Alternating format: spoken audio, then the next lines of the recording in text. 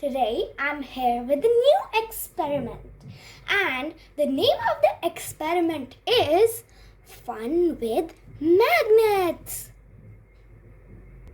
So, for this experiment, you need a magnet,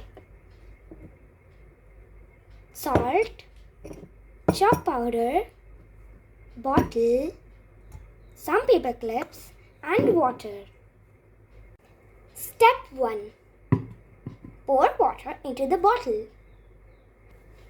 Add equal amount of chalk powder and salt.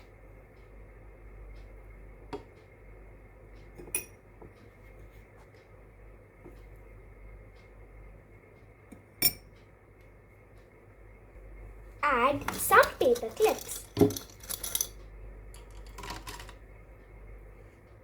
Close the lid of the bottle. Shake the bottle.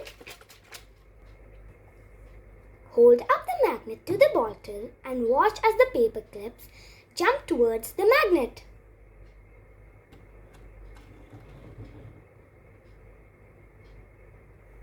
What just happened? The metallic objects were attracted to the magnet, but the salt and chalk were not.